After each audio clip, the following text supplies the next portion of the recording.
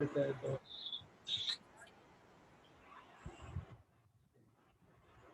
तो कल अपन टैली का कुछ ओरियो जान रहे थे अपन, ओरियो अपन जाना था कल अपन ने, और कुछ चीज़ें अपन कर रहे थे, संभवतः अपन टाइम मीटिंग पूरी हो गई थी उस बीच में।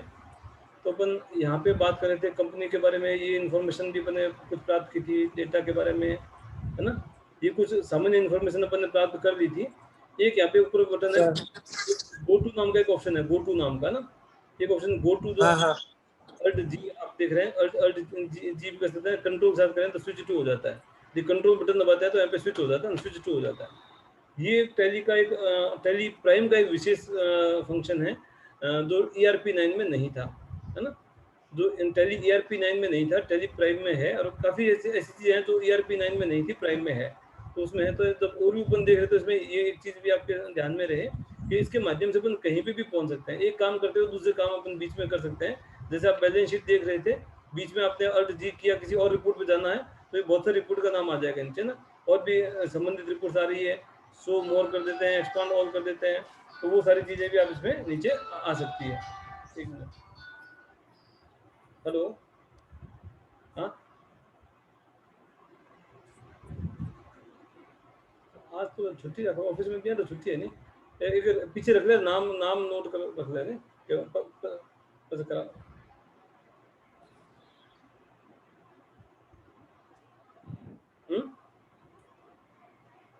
आज कौन भेजे, काल काल उसी का आज हो कौन है आज।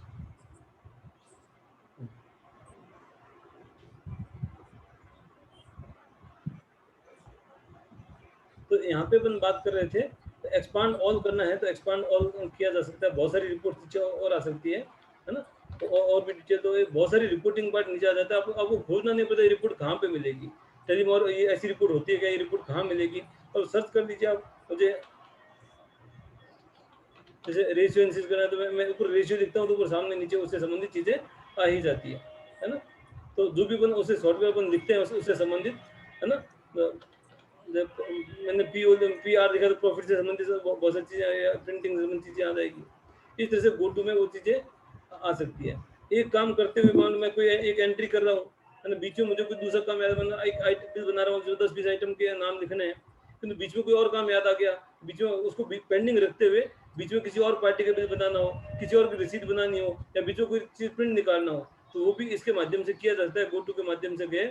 बीच में कोई रिपोर्ट जैसे अपन निकाली, स्टॉक क्यूरी देखा, कोई प्रिंट निकाला, निकाल लिया, और वापस एस्केप करके आएंगे तो वापस उसी स्थान पे अपन रह जाएंगे ना, वो चीज़ पीछे खुद ही मिल जाएगी, ये है ना। तो गो टू और स्विच टू में फर्क इतना सा है कि गो टू में एक चीज़ को पेंडिंग रखते हुए किसी दूसरी चीज़ में अपन चले जाते हैं, एक रिपोर्ट से दूसरी रिपोर्ट में चले जाते हैं, है ना। तो वो चीज़ पीछे खुली रहेगी, और स्विच टू में वो चीज़ को छोड़ते हुए सीधा दूसरी रिपोर्ट में चले जाएंगे, उसको स्किप कर दिया और सीधा दूसरी रिपोर्ट में वापस स्किप करके मेन मेनू पे आ जाएगा, ये है ना। तो गो टू से तो वो जो पहले अपने सामने जो स्क्रीन खुली है वो खुली रहेगी, उसके साथ साथ दूसरी स्क्रीन और खुल जाएगी, है ना। और स्विच टू में उसको अपने इग्नोर कर दिया, अपन सीधी किसी दूसरी पोर्ट पे चले, बैलेंस शीट देखते थे, उसको छोड़ते हुए अपन मान लीजिए ट्रायल बैलेंस पे चले गए, है ना।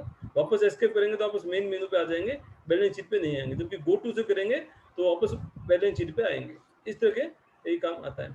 और ये इधर आप जो देख रहे हैं टेली प्राइम सिल्वर, एक कॉर्नर पे आप एक ऑप्शन देख रहे हैं, टेली प्राइम सिल्वर। पहले ERP में 9 में लाइसेंस आदि की इन्फॉर्मेशन नीचे आया करती थी, या कुछ दिखा देता है कि अपना कौन सा है। अब वैसे तो लाइसेंस की पूरी डिटेल आप यहाँ पे देख पाते हैं, है ना। ये अबाउट में देखते हैं तो आपकी पूरी एक तरह से डिटेल मिल जाती है, आपका सीरियल नंबर क्या है ना, किस ईमेल आईडी पे रजिस्टर है ना, ये सारी इन्फॉर्मेशन आपको यहाँ पे मिल जाती है ना। और वैसे यहाँ पे आपको दिखता रहता है टेली प्राइम सिल्वर भी आप काम ले रहे हैं, ये टेली प्राइम सिल्वर है ना। एक गोल्ड भी होता है, कहीं गोल्ड भी काम आता है, कहीं ऑडिटर भी होता है। मेनली यहाँ पे टेली सिल्वर और गोल्ड आपको नजर आते हैं। तो सिल्वर होता है एक सिंगल यूजर एक कंप्यूटर में चल सकता है, और गोल्ड होता है मल्टीपल कंप्यूटर पे एक साथ चल सकता है यदि लोकल एरिया नेटवर्क से जोड़ दिया जाए, है ना। और ऑडिटर भी वैसे होता है तो गोल्ड ही है। वो CA आदि के लिए जो CA फर्म्स होती है उनको एक रियायती दर पे टेली कंपनी के द्वारा प्रोवाइड किया जाता है, वो होता है। खैर ये तो एक सामान्य ओवरव्यू था, और साथ में अपन ने ये देखा ही था अपन ने जो शॉर्टकट्स अपन है सिंपली भी काम आते हैं, अल्ट के साथ भी काम आते हैं, और कंट्रोल के साथ भी काम आते हैं। जैसे अपन ने देखा था जो भी अपन बटन दबाते हैं, अल्ट दबाते हैं तो अल्ट वाले बटन हाईलाइट हो जाएंगे, कंट्रोल दबाते हैं तो कंट्रोल वाला बटन भी हाईलाइट हो जाएंगे क्या काम करते हैं। वैसे एक सामान्य इंडिकेशन आपको मिल जाता है, तो सामने दिखाई दे रहा है उसमें यदि सिंपल ही है तो सिंपल काम करेगा, किसी बटन के नीचे अंडरलाइन दिया हुआ है तो अल्ट के साथ काम करेगा, और किसी बटन के नीचे कंट्रोल डबल अंडरलाइन है तो कंट्रोल के साथ काम करेगा। अब जैसे ऊपर के ये भी आपको कोई भी मेनू खोलने हैं तो ये भी सेम तरीका रहेगा। जो कंपनी वाला मेनू खोलना है अपने तो अल्ट के कर देंगे, के के नीचे अंडरलाइन दिया ना, आगे देखो के के नीचे अंडरलाइन दिया है तो अल्ट के कर दी, कंपनी वाला मेनू खुल जाएगा आपके सामने, है ना। अल्ट वाई करेंगे तो ये ऑप्शन खुल गया, डेटा वाला ऑप्शन खुल गया। अल्ट जेड करेंगे तो एक्सचेंज वाला ऑप्शन खुल जाएगा, इस तरह से ना। तो अल्ट एम करेंगे तो ईमेल वाला, अल्ट पी करेंगे प्रिंट वाला, F1 है भाई है। तो ये इस तरह से आपको बटन आप उपलब्ध होते हैं, ठीक है। तो ये आपके ध्यान में रहे, ये सार्वजनिक बटन है, हर टैली में किसी भी पोजीशन में होगा, कोई भी काम कर रहे हो, चाहे एंट्री कर रहे हो, कोई रिपोर्ट देख रहे हैं, ऊपर के बटन हमेशा फिक्स रहते हैं, तो ऊपर के बटन कैसे भी काम में लिए जा सकते हैं, है ना। तो ये किनारे के बटन जैसे अपेक्षा होती है वैसे बटन अपने सामने अपीयर होते रहते हैं। तो अब अपन बात करते हैं, शुरुआत करते हैं मेन गेटवे ऑफ टैली। यहाँ पे सबसे पहले आ रहा है मास्टर्स, सेकेंड पार्ट है ट्रांजेक्शंस, यूटिलिटीज एंड रिपोर्ट्स। ये ऑप्शन आता है नीचे क्विट, हर ऑप्शन के नीचे क्विट आपको मिलता है बाहर निकलने के लिए, है ना। तो चक्री में घुसना है तो बाहर निकलना भी आना चाहिए ना।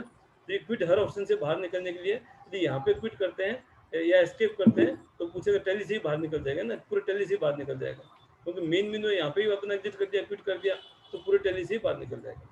अन्यथा जैसे अपन किसी सब मेनू के अंदर है तो इससे बाहर अपन एस्केप करेंगे तो बाहर निकल जाएगा, क्विट करेंगे तो कई ऑप्शन होते हैं जिसमें क्विट भी होता है। जैसे ये डिस्प्ले किया तो इसके नीचे भी क्विट है, तो इसमें क्विट करेंगे तो वापस मेन मेनू पे आ गए। डिस्प्ले में गए और अकाउंट बुक में गए, अकाउंट बुक के अंदर यहाँ पे भी क्विट है, तो अब ऊपर रास्ता दिखाई देता है, आप main gateway of tally, display, more reports और अकाउंट बुक्स, तो इस स्टेप पे भी आप हैं। अब यहाँ पे क्विट करते हैं तो इससे पहले वाला मेनू आ गए, और इस पर क्विट करते हैं तो इससे पहले वाला मेनू पे आ गए, इस तरह से एक पैटर्न रहता है। और वैसे सिंपल अपन देखें, क्विट की आवश्यकता भी नहीं, अपन सीधा एंटर कर दें उसके अंदर चले जाएंगे, एस्केप कर दें उसे बाहर निकल जाएंगे, बड़ा सिंपल सा तरीका है। तो अब अपन शुरू करते हैं, काम शुरू कैसे करें। मान लीजिए आपको किसी फर्म का काम करना है, तो सबसे पहला काम तो अपना ये था उस फर्म को क्रिएट कर दिया, है ना। तो सबसे पहले अपन जैसे टैली खोलते हैं वहाँ पे भी क्रिएट का ऑप्शन आता है, या यहाँ पे कंपनी वाला ऑप्शन में भी यहाँ पे क्रिएट का ऑप्शन आता है। एक कंपनी और खोलनी है, अब यहाँ से क्रिएट कर सकते हैं, क्रिएट करेंगे तो ये ऑप्शन खुल जाता है, जैसे अपन ने कल देखा ही था, है ना। एक सामान्य अपनी कंपनी की इन्फॉर्मेशन डाल देते हैं तो अपनी कंपनी क्रिएट हो जाती है ना, जिसका काम हमें करना है। तो सबसे पहला काम होता है कंपनी क्रिएट करना, और उसके बाद का काम होता है अपन लेजर्स आदि क्रिएट करना। सबसे पहला काम अपन कंपनी तो क्रिएट कर चुके हैं, जिस फर्म का काम हमें करना है वो अपन ने क्रिएट कर दिया, जैसे कल अपन खोला था वैसे अपन कंपनी में जाके खोल देते हैं। अब आज अपन बात करेंगे लेजर्स कैसे क्रिएट करते हैं, है ना, लेजर्स आदि की जानकारी, है ना। तो वो चीज़ अपन करते हैं क्रिएट में, है ना, क्रिएट। अब क्रिएट में बहुत सारी चीज़ें आ रही है, ग्रुप भी आ रहा है, लेजर भी आ रहा है, करेंसी, वाउचर टाइप, और भी stock group, stock category, stock item, unit, गोदाम, है ना। तो इस तरह से बहुत सारी चीज़ें आपके सामने आ रही है। और भी चीज़ें आपको चाहिए यहाँ पे, और शो मोर पे और एंटर कर देते हैं, और चीज़ें कुछ खुल सकती है ना। जैसे बजट आदि है, अभी पहले बंदा काम में नहीं लिया, सिनेरियो काम में नहीं, अब यूज़ नहीं था, तो इसलिए भी इसने कुछ चीज़ें तो बेसिक चीज़ें पहले दिखा देता है, और एक्स्ट्रा चीज़ें चाहे तो शो मोर पे कर देते हैं। और भी जो इनएक्टिव उनको भी देखना चाहते हैं तो और देख लें, बहुत सारी चीज़ें खुली जा सकती है। अभी एक्टिव नहीं है, उससे संबंधित फीचर्स ऑन किए हुए नहीं है, इसलिए अभी आपको दिखाई नहीं दे रही थी, तो इनएक्टिव को भी दिखा दिया। तो ये है, जैसे इसमें कोई चीज़ नहीं है तो वो चीज़ भी खोली जा सकती है, तो उस ऑप्शन को एक्टिव ऑटोमेटिक कर देगा ये, है ना। जो हाईलाइट नहीं, जो आपको अलग कलर में आपको दिखाई दे रहा है, हल्के कलर में दिखाई दे रहे हैं, वो अभी इनएक्टिव है। आपने इसने कहा इनएक्टिव को हटाना चाहते हैं, इनएक्टिव को हटा दीजिए, है ना। एक सिंपल देखना चाहते हैं, सोलर एकदम वेरी सिंपल, इतना तो हर कंपनी में काम आता ही है, वो चीज़ खोल सकता है। तो अब अपन बात कर रहे हैं कि किसी भी चीज़ को क्रिएट करने के लिए ये क्रिएट ऑप्शन आपको वहाँ पे मेन ऑप्शन पे मिलता है, क्रिएट, है ना। हाँ, टैली ERP9 में ऐसा होता था, सबके लिए अलग अलग हुआ करता था। जैसे अकाउंट इन्फॉर्मेशन में अकाउंट से संबंधित चीज़ होती थी, इन्वेंट्री इन्फॉर्मेशन में इन्वेंट्री से संबंधित चीज़ होती थी, है ना। उसके अंदर जाके क्रिएट होता था, क्रिएट अल्टर उसके अंदर मिलते थे, है ना। तो मेन ऑप्शन में अकाउंट इन्फॉर्मेशन, इन्वेंट्री इन्फॉर्मेशन वैसे मिलते थे। इसमें थोड़ा सा पैटर्न है, कोई भी चीज़ क्रिएट करनी है तो आप क्रिएट पे एंटर कर दीजिए, चाहे लेजर खोलना हो चाहे आइटम खोलना हो, दोनों यहाँ पे क्रिएट का ऑप्शन प्राइम में डाल दिया। जबकि ये ERP9 में इसके लिए दोनों के लिए अलग अलग मेनू हुआ करता था, अकाउंटिंग के लिए अलग और इन्वेंट्री के लिए अलग, है ना। अकाउंटिंग में भी आप सारा ऑप्शन मिलते थे, क्रिएट डिस्प्ले एडिटर मिलता था, और इन्वेंट्री में भी क्रिएट डिस्प्ले ऑर्डर मिलता था, उसमें भी ये सारे ऑप्शन इसके अंदर अलग अलग मिलते थे। खैर अभी अपने वो क्रिएट करना है, क्या क्रिएट करना है, लेजर क्रिएट करना है, खाता खोलना है ना। अब लेजर में ग्रुप में दो चीज आपको समझना है, लेजर और ग्रुप। करेंसी तो भी भारत की करेंसी इसमें अपन कंपनी खोलते समय ही आ गई। अब मल्टी करेंसी में आगे अपन इम्पोर्ट एक्सपोर्ट आदि का काम करेंगे, एक से ज्यादा करेंसी की आवश्यकता पड़ेगी तब करेंगे, वो तो टाइप की भी एक बार चर्चा अपन छोड़ देते हैं। पहले इन दो पे अपन फोकस करते हैं, जो बेसिक अकाउंटिंग के लिए बहुत जरूरी है, इसके बिना अपना काम नहीं चलता है ना। पहले उस चीज पे लेते हैं एकदम बेसिक पे, उसके बाद में अपन आगे एडवांस चीज की कुछ बात करेंगे। तो सबसे पहले लेजर्स और ग्रुप। तो लेजर और ग्रुप में फर्क ये है, लेजर एक इंडिविजुअल खाता है जिसमें अपन लेन देन होता है, एंट्रीज होती है, जबकि ग्रुप उनका एक समूह है, लेजर्स का एक समूह को ग्रुप कहते हैं। बहुत सारे लेजर्स का एक समूह हो सकता है ग्रुप। जैसे मैं बात करूं राम, मोहन, सोहन, ये क्या है, एक लेजर्स के नाम है जिन जो लेनदार हो सकते हैं, देनदार हो सकते हैं, है ना, जिनसे अपन माल खरीदते हैं बेचते हैं। तो कस्टमर का नाम जो है या सप्लायर का नाम है या किसी और जो भी अपन खाता है जिसमें लेन देन होता है उसका नाम है, वो लेजर कहलाता है, जिसमें लेन देन होता है, ट्रांजेक्शन होता है, जिसमें वाउचर एंट्री भी अपन करते हैं, है ना। किंतु ग्रुप वो है उनका एक समूह। जैसे मैं एक शब्द में कहूँ, जैसे जैसे राम एक लेजर का नाम हो गया और सनी डेटर्स है वो एक ग्रुप का नाम हो गया, उनके विविध लेनदार, अपने कस्टमर, है ना। तो ये क्या हो गया, एक ग्रुप का नाम हो गया। तो ये ग्रुप में अनेक लेजर्स हो सकते हैं या अनेक लेजर्स के एक समूह को अपन ग्रुप कह सकते हैं, ये इसमें फर्क है। अब लेजर पे जाते हैं, लेजर पे देखें तो ये अपन खाता खोलते हैं। वैसे आप देखें पहले से कुछ बना हुआ भी है क्या देखना चाहें तो आप कहाँ जाके देखेंगे, अल्टर में जाके देख सकते हैं। नया बनाने के लिए क्रिएट है, यदि पहले कुछ बना हुआ हो उसको देखना है, चेंज करना हो तो उसके लिए आप जाके देखें तो यहाँ जा सकते हैं। सेम ऑप्शन इसमें क्रिएट में आते हैं, उसी तरह का ऑप्शन अल्टर में भी आता है। किसी अल्टर करना है, लेजर को अल्टर करना है, लेजर में अल्टर करना है, दो ऑप्शन पहले के आपको मिलते हैं, है ना, कैश और पेनल। क्योंकि ऐसा तो कोई बिजनेस होता नहीं जिसमें इन दो के बिना काम चल जाए। कैश और पेनल तो जरूरी होता ही है हर बिजनेस में, जो अकाउंटिंग में करता है, अकाउंटिंग जिस भी फर्म के बंद करते हैं, कैश खाता तो होता ही होगा, हर बिजनेस में होता है। और अंततः लाभ हानि खाता तो निकालते हैं, लाभ हानि तो बनता ही है, लाभ या हानि है तो बनता ही है। तो ये दो खाते इसमें पहले से बने होते हैं, अपने को बनाने की अपेक्षा नहीं है। इसमें ओपनिंग बैलेंस डालना चाहे वो डाल सकते हैं, पहले डाला हुआ नहीं है वो डाल सकते हैं। मैं इसी को अल्टर करके देखते हैं, ये जैसे कैश है ना, तो कैश इन हैंड पे अपने एंटर किया, सॉरी कैश पे एंटर किया, तो ये नाम और एलियास आ रहा है। हर जगह जब लेजर का नाम आएगा तो नाम और एलियास यहाँ पे टैली में आ सकता है। तो टैली में नाम तो मुख्य नाम हो गया, एलियास उसका सहायक नाम, अदर नाम, एक्स्ट्रा नाम, है ना, उर्फ नाम, कुछ भी कह दें। तो ये नाम है। तो लिस्ट में दोनों चीज नजर आएगी, जबकि दोनों एक ही खाते के दो नाम हो सकते हैं, तीन नाम हो सकते हैं, है ना।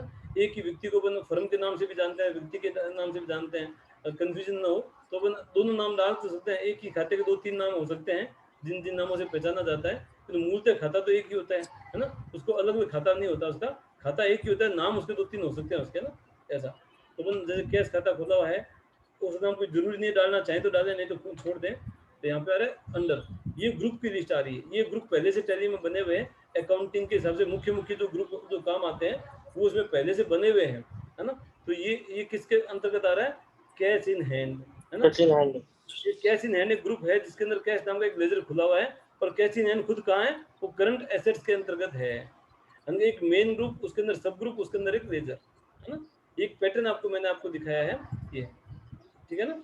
तो करंट एसेट्स का एक पार्ट है कैश इन हैंड, और कैश इन हैंड का एक पार्ट है कैश लेजर, है ना। तो ये कैश इन हैंड है चाहे करंट एसेट, ये दोनों ग्रुप है ना, एक मेन ग्रुप और एक सब ग्रुप, इसके अंदर एक लेजर है। ये पैटर्न मैंने आपको बताया, बाकी इन्फॉर्मेशन तो अब ओपनिंग बैलेंस डालना चाहें तो डाल दीजिए।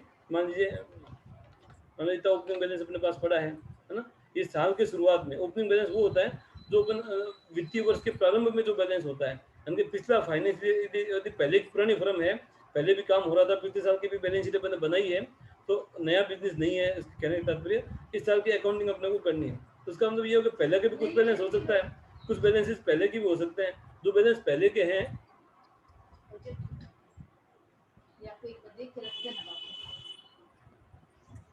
तो कुछ बैलेंसेस जो पहले के हैं जो कह देंगे ओपनिंग बैलेंस, यानी ये 1 अप्रैल 21 को ओपनिंग बैलेंस क्या था, 31 मार्च 21 को जो 31 मार्च 21 को जो बैलेंस था वही 1 अप्रैल का ओपनिंग बैलेंस हो जाएगा, उसका क्लोजिंग बैलेंस, उसका ओपनिंग बैलेंस, है ना, ये हो जाएगा। तो ये अपने को डालना होता है। जैसे अपन बैलेंस डालेंगे यहाँ पे आपको टोटल ओपनिंग बैलेंस यहाँ पे ऊपर दिखाता रहता है कि अब तक आपने डेबिट में डाला है, क्रेडिट में कुछ डाला नहीं, इसलिए डिफरेंस है।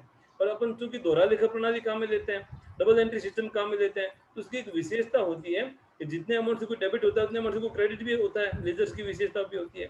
और बैलेंस शीट की, ट्रायल बैलेंस की सबकी विशेषता होती है, इनके दोनों साइड की टोटल बराबर होती है, इनके डेबिट और क्रेडिट की टोटल बराबर होती है। और बैलेंस शीट ही अपना आधार होता है जिसके आधार पर अपना ओपनिंग बैलेंस डालते हैं, है ना। ये ओपनिंग बैलेंसेस पिछले साल की बैलेंस शीट के आधार पर ही डालते हैं। तो दोनों साइड की टोटल लायबिलिटी एसेट दोनों के बराबर होती है, तो दोनों साइड बराबर होते हैं बैलेंस शीट में भी, है ना। तो ये बैलेंसेस भी बराबर हो जाएंगे यदि सारे खाते खोल दिए जाएंगे। अभी तो मैंने एक डमी डाला, तो सारे वेरी फर्स्ट एक खाते में बैलेंस डाला, बाकी डालने बाकी है। मैं बता रहा हूँ यदि एक्चुअल खाते यदि डाले जाते हैं तो ओपनिंग बैलेंस डालते हैं तो डीआर और सीआर की टोटल हमेशा बराबर हो जाएगी, डिफरेंस अपना आप मिट जाएगा। जब तक अपन डाल रहे हैं तो डीआर से प्लस माइनस चलता रहेगा, ये अपन देख सकते हैं साथ साथ। तो ये मैंने एक खाता खोला, एक्सेप्ट यस नो, यहाँ पे हर जगह नीचे पूछता है एक्सेप्ट करने के लिए। उस एक्सेप्ट के लिए आप सीधा एंटर भी दबा सकते हैं, एंटर दबा दीजिए, चाहे वाई यस के लिए वाई दबा दीजिए ना, यस के लिए वाई दबा सकते हैं, और एन के लिए नो दबा सकते हैं, या एस्केप कर सकते हैं। ये कॉमन सा पैटर्न टैली में आगे भी रहेगा, है ना। कोई भी चीज को एक्सेप्ट करना हो सीधा एंटर दबा दीजिए, नहीं करना हो एस्केप दबा दीजिए, ऐसा भी चल सकता है। या वाई या एन, जो प्रथमाक्षर जो है गहरे अक्षर आपको दिखाई दे रहे हैं, वो काम में दे सकता है। तो ये आपने देखा कैश खाते में अपने ओपनिंग बैलेंस डाला, है ना।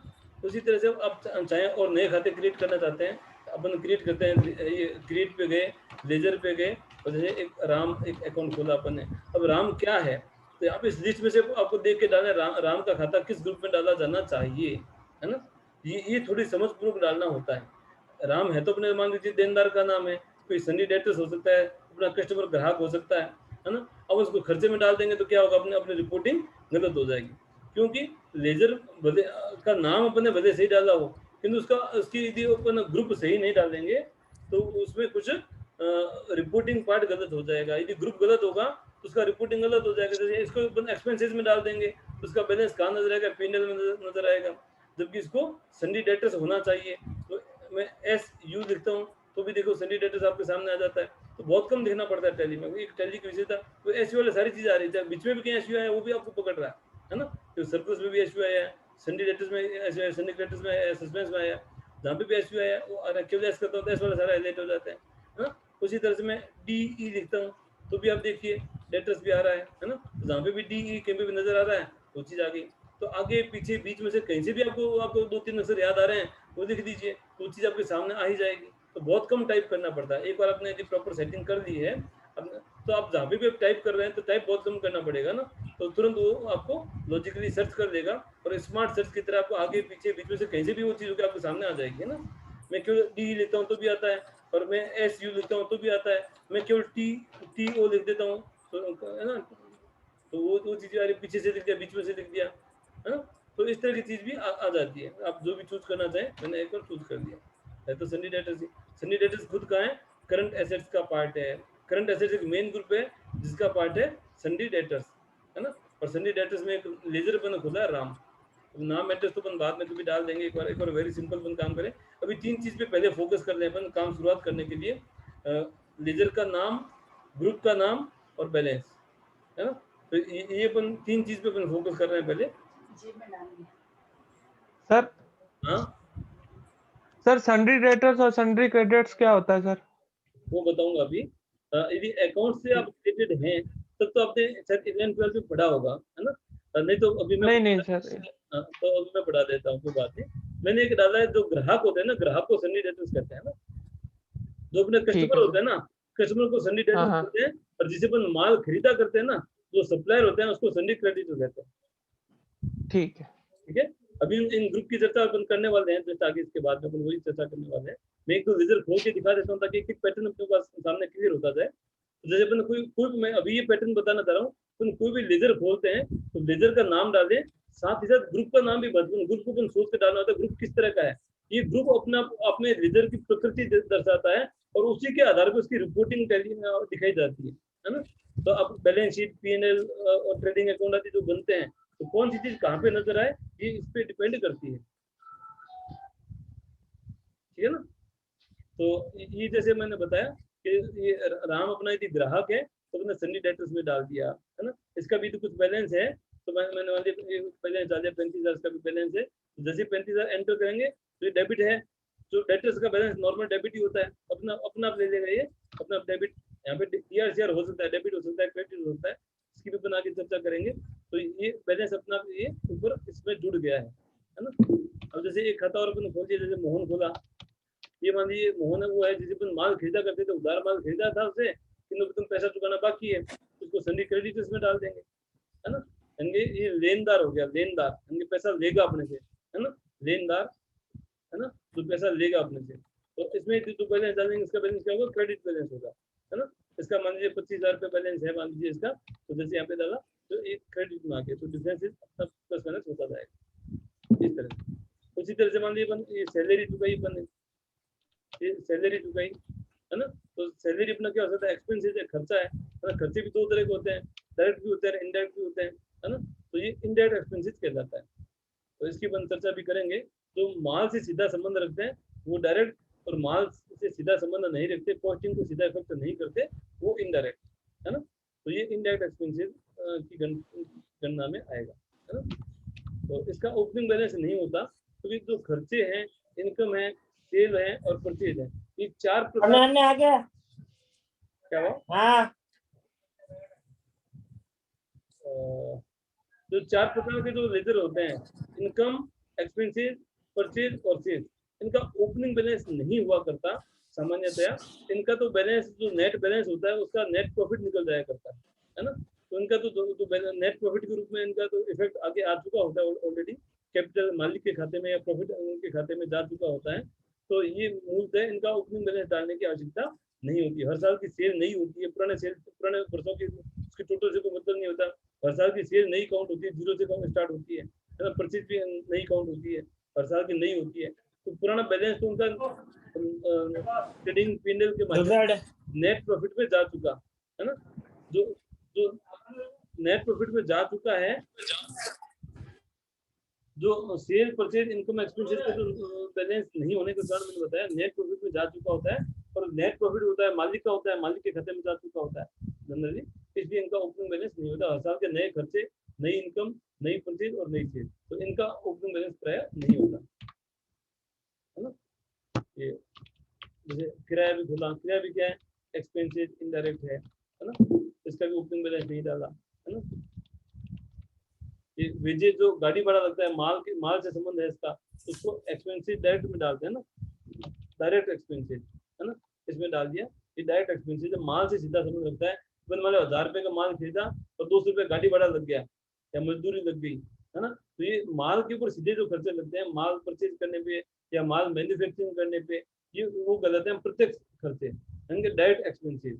तो माल की कॉस्ट को इफेक्ट कर रहे हैं, है ना। अब अपन माल खरीदे नहीं खरीदे, सैलरी चुकानी पड़ेगी, किराया चुकाना पड़ेगा, फिर मजदूरी तभी चुकाएंगे जब अपन माल खरीदेंगे या अपन माल बना रहे होंगे, है ना। तो एक तरह से माल की कॉस्ट को इफेक्ट कर रहे हैं, इसलिए वो डायरेक्ट एक्सपेंसेस कहलाते हैं। तो माल की कॉस्ट को इफेक्ट करते हैं, है ना। यदि कोई कॉमर्स थोड़ा बहुत पढ़ा है किसी ने, तो आपने देखा होगा, तो ट्रेडिंग अकाउंट में जो खर्चे शो करते हैं, समझे, माल खाता ही होता है। ट्रेडिंग अकाउंट एक तरह से माल खाता होता है, पर उसमें जो एक्सपेंसेस के रूप में शो करते हैं वो डायरेक्ट एक्सपेंसेस होते हैं, है ना। तो एक तरह परचेज के साथ उनको खर्चों को जोड़ के देखा जाता है। तो माल खरीदने पे या माल की मैन्युफैक्चरिंग पे जो एक्सपेंसेस लग जाते हैं वो इस श्रेणी में आते हैं, है ना। तो ये अपने इसका भी बैलेंस डालने की आवश्यकता है। तो इस तरह से अपन कुछ खाते खोलेंगे। जो मालिक होता है, मालिक को कैपिटल अकाउंट कहते हैं, है ना। जैसे मान लीजिए विनय लिख दिया, और ये हमारे मालिक है, तो मालिक को क्या कहते हैं, कैपिटल कहते हैं। मालिक को कैपिटल अकाउंट कहा करते हैं, है ना। इनका बैलेंस हो सकता है ना। मान लीजिए इनके व्यापार में रुपए लगे हुए हैं, समय सीमा संपन्न होने वाली है, इसलिए मैसेज आना लग गया है। जून की लिमिट इसने 40 मिनट तक का इसमें नॉर्मल क्लास हुआ करती है। इनका बैलेंस अपन डालते हैं, मान लीजिए 2.5 लाख बैलेंस है इनका, तो ये अपने इस तरह से बैलेंस डाल दिया इस तरह से। तो ये अपने कुछ खाते खोले और उसका बैलेंस डाल के देखा। तब अपन चर्चा पहले एक आपने जैसे समझा पूछा अभी कि डेटर्स क्रेडिटर्स होते क्या हैं, है ना। ये डेटर्स में क्रेडिटर्स में क्यों डालते हैं, तो उसकी अपन कुछ चर्चा करें। इसमें टैली में अकाउंटिंग के बेसिक सिद्धांतों के अनुरूप या इसकी रिपोर्टिंग के अनुरूप कुछ ग्रुप पहले से बनाए हुए हैं, 28 ग्रुप इन्होंने पहले से बना रखे हैं, तो उसकी चर्चा अपन कर देते हैं, है ना।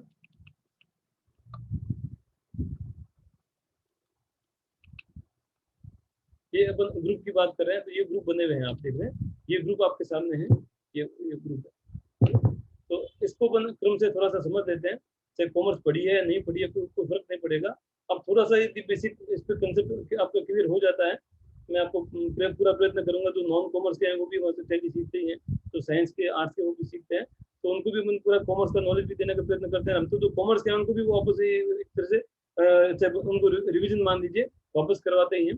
तो मैं कुछ देर में इसको समेटने की कोशिश करूंगा, क्योंकि बीच में कभी भी क्लास क्लोज होते हुए मैसेज आने लग गया है इसका, तो जितना हो सकता है करते हैं, बाकी आप इसको कल कंटिन्यू करेंगे। कल वैसे संडे आप कंटिन्यू करना चाहेंगे या नहीं करना चाहेंगे? वैसे सर कर सकते हैं कंटिन्यू। ऑफलाइन क्लास है वो तो क्या संडे क्लोज रहा करती है ना, जो रेगुलर स्टूडेंट आते हैं वो तो क्लोज रखा करते हैं। ऑनलाइन अभी जो कर रहे हैं तो चूंकि वेरी फर्स्ट है, तो थोड़ा सा अपने कंटिन्यूटी रह सकती है। आप चाहें तो संडे को चालू रखें, नहीं तो नेक्स्ट क्लास मंडे को कर देंगे, जैसा भी आप कहेंगे, है ना। तो जैसे आप जो जुड़े हुए हैं 4-5-6 जन जो भी जुड़े हुए हैं, तो बता सकेंगे। खैर अभी मैं कंटिन्यू कर रहा हूँ। ब्रांच डिवीजन अपनी ही कोई और ब्रांचेज है अपने, एक बीकानेर में है, जयपुर में, जोधपुर में और भी ब्रांचेज हैं, तो उन ब्रांचों के नाम जो है ब्रांच डिवीजन में खोले जा सकते हैं, है ना। कैपिटल अकाउंट मालिक का खाता होता है। मालिक जो भी है, एक एकल स्वामित्व हो, चाहे एक से ज्यादा मालिक, जैसे पार्टनरशिप हो या कंपनी हो, 3 तरह के मेन व्यवसाय चलते हैं। सिंपल एक ही मालिक है तो मालिक का नाम इसमें आ जाएगा, या कैपिटल अकाउंट भी खोल देते हैं वो, तो इसमें ज्यादा 3-4-5 पार्टनर है तो सभी के नाम कैपिटल अकाउंट में डालेंगे। और यदि कंपनी है तो शेयर होल्डर होते हैं उनके, तो हजारों शेयर होल्डर होते हैं उनके, तो सभी के नाम का तो एक रजिस्टर अलग से मेंटेन किया जा सकता है। यहाँ पे क्यों शेयर कैपिटल, शेयर एप्लीकेशन, इस नाम से खाता खोला जा सकता है। कैपिटल का एक पार्ट और इसमें दर्शाया है, ये आप जो इसके अंदर लेवल देख रहे हैं, तो ये कैपिटल का ही पार्ट है। आप इस पे एंटर करके देखें तो ये रिजर्व सरप्लस एक खाते का नाम, ग्रुप का नाम है, वो कैपिटल का ही पार्ट है, अंडर कैपिटल में है, कैपिटल का ही सब पार्ट है इसका, ये है। तो ये है रिजर्व एंड सरप्लस। इसका दूसरा नाम होता है रिटेन अर्निंग, इसका दूसरा नाम होता है रिटेन अर्निंग, है ना। यानी अपने अर्निंग तो की है, प्रॉफिट कमाया है, किंतु मालिक को दिया नहीं है ना। तो ये इसको कहते हैं कैपिटल रिजर्व ना। कई बार कंपनी ये तय करती है तो अपने को लाभ हुआ तो है, किंतु उसको सारा का सारा लाभ डिविडेंड के रूप में बांटा न जाए, कुछ लाभ रख लिया जाए व्यापार में ही आगे आगे उपयोग के लिए, है ना। तो रख लिया जाता है, उसको कैपिटल रिजर्व के रूप में रखा जाता है। तो यदि कैपिटल रिजर्व आदि खाता खोलना हो तो उसको इस ग्रुप में डाला जाता है, कैपिटल रिजर्व एंड सरप्लस में, है ना। और ये खुद मेनली कैपिटल के पार्ट है, तो मालिक का हिस्सा है तो मालिक का ही हिस्सा है, किंतु एक रिजर्व के रूप में व्यापार में ही रख लिया गया, मालिक को दिया नहीं गया। वैसे जो लाभ कमाया जाता है मालिक को दिया जाता है ना, वैसे पार्टनरशिप फर्म में तो उसमें बांट दिया जाता है, कंपनी होती है उसमें डिविडेंड के रूप में बांटा जाता है, एक मालिक का खुद का है ही, है ना। इस तरह किंतु जो लाभ का जो हिस्सा व्यापार में ही रख लिया जाता है, मालिकों को दिया नहीं जाता है, वो हिस्सा कैपिटल रिजर्व कहा जाता है। और कैपिटल रिजर्व का ग्रुप रिजर्व एंड सरप्लस होना चाहिए। आगे है करंट एसेट, ये भी एक मेन ग्रुप है, जिसमें ये आप देख रहे हैं सब ग्रुप और भी कई सारे इसमें सब ग्रुप हैं। ये करंट एसेट में चालू संपत्तियां, संपत्ति है अपने व्यापार की संपत्तियां हैं, तो चालू संपत्तियां हैं। एक तो होती है स्थायी संपत्ति, है ना, जो काफी टाइम तो व्यापार में वैसी ही पड़ी रहती है ना, जैसे लैंड बिल्डिंग खरीद ली, है ना, प्लांट खरीद लिया, फर्नीचर खरीद लिया, तो काफी वर्षों तक काम आती है। कुछ चीजों में रोज परिवर्तन होता रहता है, परिवर्तनशील होती है, बार बार परिवर्तन होता रहता है, लेन देन चलता रहता है।